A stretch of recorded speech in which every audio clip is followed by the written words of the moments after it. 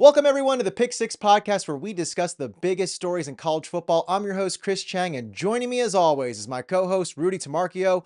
Rudy, we have reached the season finale. Our Hurricanes travel north to Orlando to play Iowa State in the Pop-Tarts Bowl. We've got number 13 Miami taking on number 18 Iowa State, and a 3:30 kickoff. The spread is 2.5 points in favor of Miami.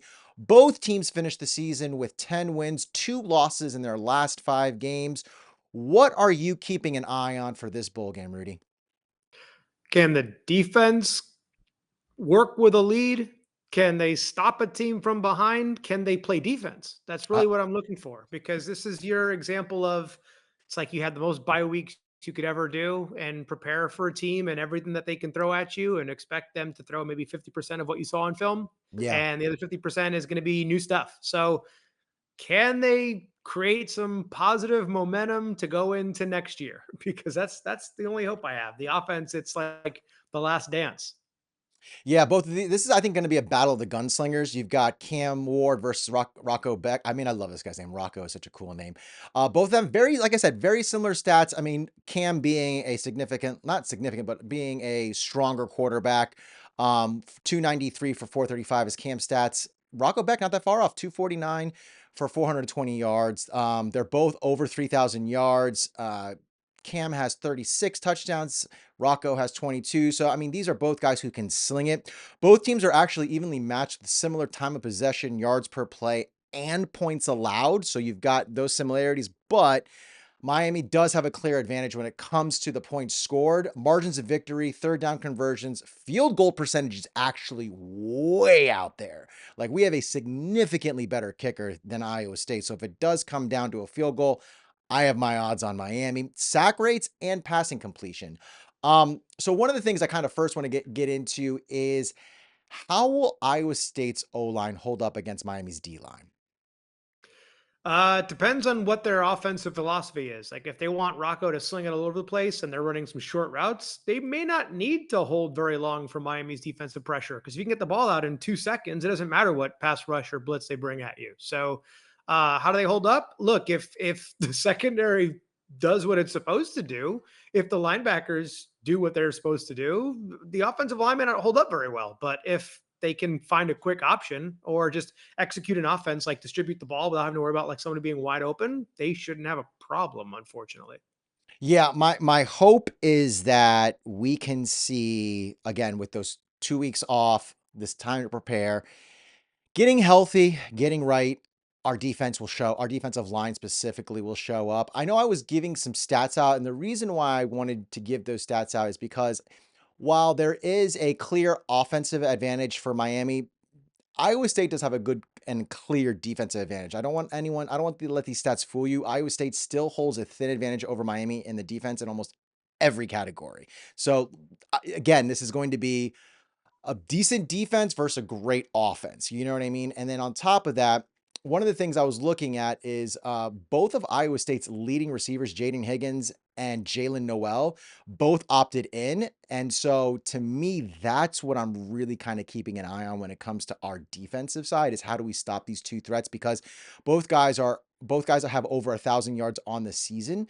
So it's like, I want to keep an eye on that. And so I think if our D line can pressure Rocco, I think we can be in good shape, because that may eliminate those two guys on the perimeter and getting those. But Rocco does like to sling it. He'll throw short, he'll throw to the outside, he'll get in the middle. They have a really good tight end that's coming back. They have two tight ends that are pretty good, but their one tight end that's been injured for a couple weeks is coming back for this game. So I'm kind of keeping an eye on that. Another thing I kind of wanted to ask you is can Miami limit the mistakes and penalties? Because I was looking this up, and one of the things that was like a clear advantage for Iowa State was the penalties. We nearly triple their penalties. We have 820 yards in penalties to their 362. How does Miami play mistake free or play sound football? I think part of that comes into two things, right? A lot of those penalties are one of two things. They're either defensive, like unsportsmanlike conducts, and comes like face mask penalties and pass Hmm. interference. If the defensive line can get home, if the pass rush can get home, you can limit your penalties that way, having to worry about like grabbing at a face mask and stuff like that. And then also for Miami, a lot of their penalties are what we're getting that end of the stretch, like that 6 game middle of the season onward, they called what? Like, I think one offensive pass interference penalty a game on Yeah. Miami. So add those up, that definitely comes into a significant portion. So it's I think a lot of this is going to be who are the officials for this game. If it's a Big 12 versus ACC matchup, you're not going to have officials from either of those conferences. You're looking at either Big 10, SEC, perhaps a Tupac crew coming in for that. That's Ooh. going to dictate what that game looks like. Yeah, another thing I was also looking at was the Iowa State defense has all so far this year. Their rush is not that strong, mainly because they only rush three guys, but they're allowing one of the longest times in the pocket. The average throw time for the FBS is about 2.7 seconds. Iowa State's allowing 3.26 seconds. Now, you're thinking to yourself, hey, it's only like a half a second more. That half a second, especially for someone like Cam Ward, could be very dangerous. My issue, though, is since they only rush three and they drop back those eight, what does that do for the coverage? Do you think the extra time for Kim is a good thing with only three pressuring, or do you think it could actually be our Achilles heel? I think it's a good thing in the sense of you don't have to run as much max protect. I mean, Miami does really well in that. So, like, if you're having Cam Ward move around in the pocket, it's usually because there's a running back and a tight end back blocking too. And Right. those are your two outlets where if he starts making some Cam Ward magic, as long as he's not throwing the ball late over the middle across his body, if it's somebody that's just, right there with him in the backfield, I'm okay with that. I mean, don't get me wrong. It would be to allow that much more time. Like, it doesn't seem like a lot when you look at the graphic, like you mentioned. That's everything in the difference of a receiver getting open or even making a Yeah. decision to say, I'm going to run this myself or dump it off. So uh, I think it adds a little bit more Cam Ward magic like you saw early in the season, like against Florida. But Right. look, my concern is not the offense. It never has been, never will be.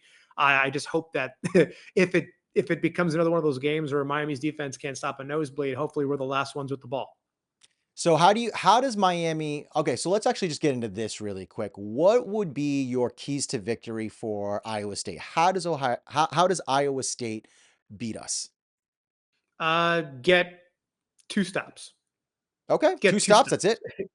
Yeah, it's a couple things, right? I mean, like if you can play special teams, Mhm. hope it's a windy day. Hope that you have a chance at a kickoff return because Miami is struggling when it comes to kickoff coverage. So you have to take that into consideration. And at the same time, like offensively, do what everybody else has done on film in terms of beating Miami. You don't have to recreate the wheel. You play two high safeties on defense, and hopefully you get two stops because this is an offense that is going to put up 400 yards of offense. They're going to score between 28 to 30 something points. You have to put up more points. And how do you do that against Miami's defense? Unfortunately, it's been kind of easy to score on Miami's defense this year. So I think it's playing ball control, but running your offensive system the way that you need to do it. If you can chunk out, every play averaging 5 yards a play or something like that, you're going to take a lot of time off the board to keep Miami's offense, on the sideline, and you're going to wear down that defense that's already struggling when it's healthy. Yeah, for me, I think the keys to victory for Iowa State are they need to get pressure with just the three, allowing them to drop back eight. And we were talking about that and create these turnovers. I think if Iowa State can, again, they don't need to sack, but if they can get, and they don't even need to hurry up. They just need to be able to force Cam to throw the ball in an inconvenient situation, and maybe get some picks. I think that's one way they can win. I think another aspect is to protect Rocco Becht. Okay, at the end of the day, you got to keep your quarterback's jersey clean, and you needed to give him just enough time to get it to his stud wide receivers and those tight ends we were talking about earlier. I think if you can keep Rocco Becht upright, I think this will be a lot closer of a game than people are expecting. I've heard some estimates being like a 35, 28, 35, 21. I think I mean, again, like I said at the beginning of the show, it's only a 2.5 point margin of victory. So, again, I think it probably will be closer to that, especially if they keep him clean. And lastly, don't let Miami establish the run game. I think at the end of the day, you were just kind of alluding to it, keeping the ball. And Iowa State's rush defense is really bad, really, really bad. And we saw them get run over by Scattaboo. Our boy Scattaboo just Yep. demolished them. And so again, while we may not have a Scattaboo, I think we have a close comparison in Damian Martinez, who's powerful, and then Mark Fletcher, who's got the speed and power. So the tandem of those two going at it. I know we lost AJ Allen, I think it was, and Chris Yep. Johnson, which kind of hurts because I would have loved to seen them in the second half, especially if we can get ahead and see what we can get to. But just the 1-2 punch of Fletcher and Martinez, I think will be good. And if we can, if if they can limit that, I think that's how Iowa State can either keep it close or actually even win. What would you say are Miami's key to victories? How do we win this game? uh, it's tough, right? Because you Yeah, do want to establish a run game, but it's also Cam Ward's kind of last game. So, he's going to want to sling the ball anywhere and everywhere as yeah, possible. Also, Isaiah Horton's going to be out. So yeah. it's a God, matter of that's seeing who kind of fills in that role. yeah. That's a key part of your offense that you're missing now It because is. you're going to try to maybe lean on Sam Brown a little bit more if he's playing. I don't even know if Sam Brown is playing or not. Like there was he hasn't entered the portal, or maybe I don't think he officially entered the portal. No, he hasn't So entered the portal yet. No. there's a chance that he plays. I'm wondering if you have, I think really it's going to be between, three or four players. Elijah Arroyo, the tight end, is going to Yeah, be a big thing. You're also and it's you his don't have last game. Ryan, It'll be his last you game, don't have so Riley Williams anymore, that's who true. declared in the portal as well. So Elijah Lofton and Elijah Arroyo are going to be a big key because you've been trying to get him, over 100 yards receiving And don't forget Cam every McCormick game this too. year. Kim McCormick's last game, yes, but I mean, like, I think in terms of like a pass catcher, I really think Oh, yeah, Elijah yeah, yeah, Arroyo is yeah. going to be a big, big part of this game. So it's hopefully finding a little bit of balance to where you could still put on a show, but Miami for the longest time has been kind of like throwing to set up the run, and maybe in this game you want to run to set up the pass Yeah, because that's what I think two too. things. Because what you want to do is you obviously want to win the game. You want Cam to look good, but he doesn't have to put up 300 yards of offense in the first half. He could do that in the second half. And That's if you true. can wear down the other team's, defense That's a and great keep point. your defense off the field for as long as possible, because that's what you're Jesus. going to need to do Oh, here is yeah. you're right. You need to pretty much hold the ball for minimum 5 minutes a drive, come away with a touchdown, and give your defense as much time to rest because the way I would like it to, I would rather have Iowa State have the urgency of having to drive down the field every single time and be pressed because that's where Miami has kind of shown their bright spots on defense is when they've put teams in a situation where they have to run very quickly and Miami's not making its own mistakes on offense. Against Duke in the second half, when they started forcing Malik Murphy to get desperate, when you're Yeah. running against Wake Forest, when they had to go away from their, delayed RPO kind of action. Right. It didn't work against Syracuse when up 21 nothing because it was so early in the game. Miami was Yeah. scoring every 15, 20 seconds on a drive. It didn't work against Georgia Tech because you were scoring very quickly. And the You other couldn't get team your defense off was the holding field. the ball for as long as Yeah, possible. that's Right. the Do problem. what Yeah. every other team has done to you. So I think in that way, that's how Miami wins this game is trying to minimize the amount of time they're on the field defensively, because I think they kind of have to go all or nothing on every defensive possession. They essentially have to bring pressure, blitz, really capitalize on those early first and second downs to say, we need to play for 3 and outs. And if we Yeah. can do that, that's how you win the game. Yeah, for me, I think the keys to victory for Miami is to it's a two-parter, right? So the first thing it's 1A would be protect Cam Ward, give him time to cook, right? But with that is creating that wall, right? The O-line needs to create a wall. If they're only going to drop three, if they're only going to rush three, I think it's very manageable for our O line to do that and to keep him clean. That way, he's not forced to play hero ball because I think that's a major aspect of this game that I'm really, really worried about. Is that it is Cam Ward's last game, and he's kind of been alluding to he's ready to cook and he's ready to kind of like let it fly. And while I'm all for that, I don't want him making risky or dangerous throws. So I think if you can protect him and you don't force him to make these across the body throws across the field, we're Gucci. I think second, the D line needs to get pressure on Rocco Becht. I think he needs to constantly be fearing for his life. He needs to be running for his life that way. And even if he has to scramble, because he does have some legs, and I think he's got nearly 300 yards and like, I think 7 or 9 touchdowns on his feet. So it's not like he's immobile. So I think if you can make him very uncomfortable, I think that's another key to victory. And then last, this is the most important aspect of this game. Do not give up explosive plays or let short plays turn into long plays. This has been our kryptonite all season. All season long, we have struggled. Again, it's not that our defense is constantly giving up like 5 yards, 4 yards a play. That's not it. It's like this bend, don't break, and then we kind of poop the bed, right? It's like we hold, we hold, we hold, we hold, and then all of a sudden, a 5 yard like pass turns into a 35-yard touchdown. You're like, how did that happen? Right? Or, there's just random, we'll get to three, we'll get to third down, or maybe we'll get them to a fourth down. They'll go for it.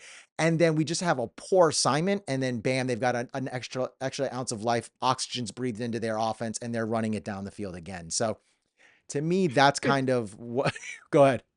it's almost like as if Miami's defense this year has been dealt a hand of cards and said, we're going to give you 3 stops. We're going Yeah. to give you 3 stops a game, and it's your decision as the card holder of when you're going to use your 3 stops. Against Cal, you use your last 3 cards were your 3 defensive stops, and you let them Yep. just score first quarter, second quarter, third quarter. Against Syracuse, they used their 3 stops at the very beginning of the game. Went up 21-0, and then they just keep scoring at will. So it's like you have to take advantage of your opportunities and knowing like what those early down and distances look like. And one thing that Syracuse and Georgia Tech both had done really, really well against Miami in their 2 losses was capitalizing on making it 3rd down and 5, 3rd down and 4, Yep. 3rd down and 3. And that's what absolutely killed Miami, because then that 3rd down and short, it may seem like they could play for a short yardage play. It ends up going for a long play. It goes for 20 yards, 30 yards, 50 yards, a touchdown, whatever it is. You give up a couple special team scores when you That's combine like, that. we didn't even talk about that. That's true. Like, and as we were speaking, I was just thinking that to myself. I'm like, man, we haven't even touched upon special teams yet. Not that Iowa State has a great special team. You know what I mean? Their kickoff, you know what I mean? It's not like they're returning kickoffs left and right, but um, we've made we've made B-level teams look A plus. So that's something I also kind of want to keep an eye on. I can't believe we completely forgot about special teams.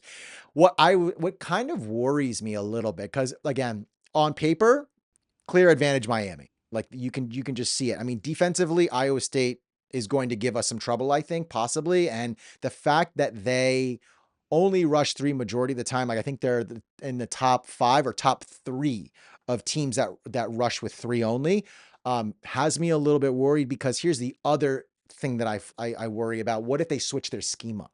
What if instead of rushing 3, they rush 4 or 5? They start bringing up blitz package because they've seen that sometimes, picking up that fifth, maybe even a sixth player is a little rough on our O line, and that at times we do have kinks in the armor. What do you think about them switching up Yeah. their defense? Yeah, it's something that Miami does well in max protect kind of scenarios. So it's one of those where like if Miami is staying and they're only sending out, 2 receivers, 3 receivers, and you're keeping a tight end home to block, you're keeping a running back home to block. That's okay. It's the late shifts that really like give Miami a lot of problems, and then the lack of being able to really like adjust on the fly in terms of protections. Like the longer the play takes to evolve, if you don't have that running back make himself available or that tight end make himself available, that's where Miami has troubles. That's where Cam has troubles in terms of turning the ball over, either with a, if he can stay on his feet, that's great, but Yeah. it's really protecting his blind side. So I'm looking at like Yes, Markel I agree. Bell and seeing where the help is. Like Yeah. if you're lining up your protection Oh, I think to Jalen Rivers protect is on Cam. his blind side, right? Isn't Jalen Rivers on the left? His blind side? Usually, yes, Yeah. but some Markel has been over there a little bit because I think Jalen's had to he's either like gone in and out with injuries or he's gotten overloaded on his side too. So Yeah. it's like they've shifted their protection a little bit. and they've picked on 70 like most of the year. Jalen Rivers is one of the better offensive linemen they have. It's just a matter of, where's the missing piece? Like, does Ryan Rodriguez come back? Is he healthy for this game? Because there were talks about him being a factor at some point this season. So I'm hoping if he comes back, that's the first time you've had your full line from week one, where Miami looked like nobody can get home on Cam. So that might be an advantage. But I think it's really how do they utilize max protect and how do they utilize their checkdowns? Because I think Miami kind of got away from that, even with the Cam Ward magic of like saying, hey, block for the first piece, make yourself available, and I'll just roll out and make it happen. I feel like he hasn't. I don't know. It's almost as if like the pressure has come at a different angle in the second half of the year to where they knew like where his ability to step up in the pocket would normally be and force him further back. The more back he goes, the harder it gets for him to make a better play. So two things on what you just mentioned. One, I definitely think checkdowns are a must. I think at the end of the day, stop looking for the big play, stop looking for the explosive play. Just check down, get the easy 4 or 5 yards, call it a day. One. Two, it was the last thing. What was the last thing you just said, Rudy? I literally just skipped my mind. Um, In terms of like the angles of like how the pressure is coming at Cam, because he's better yes. working when he steps up in the pocket, and if he's driven more back, like his first move, if you're watching him, like if he sees somebody coming, it's usually like he looks out of the corner of his eye, he sees like somebody coming around the edge, he could step up and like make it out of the way, and he does like a little like circle in terms of like what he's looking for, or he'll immediately like roll out and then get on the move that way. Yeah, the The spins further AC he likes to has do. to back up and the more the pressure is coming straight back at him like a bull rush, that's where the problems come in. The key word you used there was pressure, because I actually you were alluding to the second half of the season, and that's where I wanted to go with this. Yep. How much do you think his approach to this game changes now that the Heisman race is over? Now that the awards have been handed out, the season's basically over. This is his last game. I feel like there is less pressure on him because you had alluded to the second half of the season, and in retrospect, and we'll go over either next week or the following week, our end of the year report card and what we thought. But there definitely was a noticeable difference in the way Cam approached the game. I felt like, the last 6 games of the season, and I'm not saying he was keeping an eye on his Heisman, but maybe it was the coaching staff as well. Maybe they kind of wanted to give him some better looks and give him some more explosive looks. How do you think now that award season's over, the season's done, how do you think Cam approaches this game? I mean, the one thing he still has to keep in mind is that this game is going to apply towards his draft stock just as much as every other game this regular season, because since Right. both teams have a lot of players opting in, it's not like it's a throwaway game. So he'll be judged on this. So I don't think it changes his approach too much. I think the one thing that I could kind of point back to that looks different is that Cam didn't really run as much after like the first couple games of the year. Like he ran against Florida, he ran in those couple of comebacks against Louisville and Cal. He really didn't do it that much against Syracuse, Georgia Tech. And look, I totally understand why. That's where you're most vulnerable and where you're going to get hurt. So if you can win staying back in the pocket, making something happen and throwing the ball, it's a lot better than you becoming an active runner with someone trying to take you out. So I don't think he's going to do that in this game. Especially given the artificial turf that you're going to be playing on up in Orlando, a little bit of a step up from what the natural grass was in that game historically. Because remember, this is the Right. same stadium where Greg Cooper tore his ACL against Yep. Wisconsin in 2009. Granted, that field was one that nobody should be playing on, including the high school teams that played on it like the 2 days before. But uh, it is known that you have a higher likelihood of tearing an ACL on an artificial turf field. So I don't think he'll make himself a runner as much. This is just as important as every other game that he has. So I don't think it changes his approach much. Yeah, Long-winded way of saying that. I think a little bit of the opposite. I think now that the award seasons are over, I think he will play a little bit more loose. He won't be looking for those deep balls. He won't be looking for the stats. I think he'll hopefully Dawson's kind of explained to him, hey, I've drawn up a scheme and a play that's going to facilitate us getting the yards that you're going to want to make you look good, but are going to guarantee us a win. Because I think sometimes the play calling with Dawson has been a little hit or miss, and not in the sense that like it's technically bad, but it's like, hey, let's go back to bread and butter, meat and potatoes. You know what I mean? Like we don't need to create a Michelin dish. We don't need to create this fancy thing. Just keep it simple. You've got two stud running backs. Wide receiver room kind of been a little gutted with the loss of Horton. Makes me a little worried. I'm not sure, is Restrepo playing? Did he? Because there was talk of him possibly opting out because of his management. Yeah, I haven't heard an official word either way. I feel like we would have, well, granted, we still have a couple days. I mean, this could be like a December 27th surprise and say, hey, he's not playing. But Yeah, I that's feel true. like given the way practice, I mean, look, they've been practicing now for 2 weeks. We should know by now, regardless of whether he's going to be playing or not. I'm guessing he's going to play, especially since it's Cam Ward's last dance. So maybe it helps him with his stock a little bit too. The one thing though that I think might be, this is glass half full terminology from Mhm. my side, but maybe the lack of Isaiah Horton in this game means you're not going to try to run that wide receiver screen as many times as they did, because when Miami's lost, it's been when they haven't blocked effectively on that screen. Where you had, Right. like a diamond formation or three wide receivers, all stacked on one side. It was Horton, Jacoby George, and Xavier Restrepo. And one of those three is usually the one catching that ball. It's majority of the time it's Xavier Restrepo or Jacoby George. Um, Xavier Restrepo, I think, probably wants to have a game where he doesn't fumble because he's had two consecutive Yeah, games it's now been where he's brutal. where he's Oof. done that. So I think he's out for some revenge in that regard. But having your largest wide receiver now out of contention, out of participation for your team, I think should change the play calling to where they maybe abandon that screen route as much. Maybe use a different screen. Maybe run a Who tunnel knows? screen where you have the tight ends out blocking instead of that wide receiver. I would love to Hey, see you some know what jet we haven't sweeps. seen?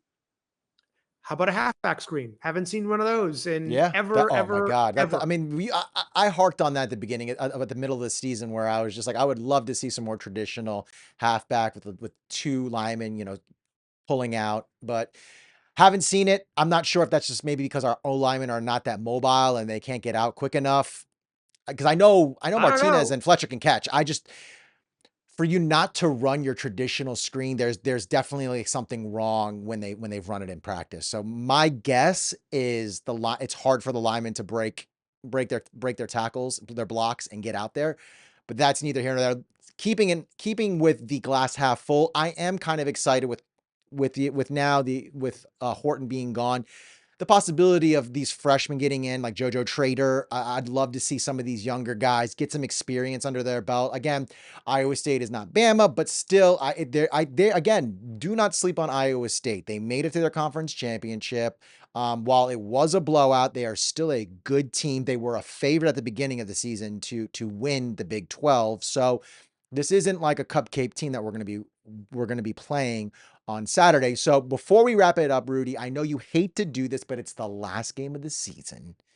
What are you expecting? What is your prediction score wise? Or if you don't want to give me a score, what's the spread?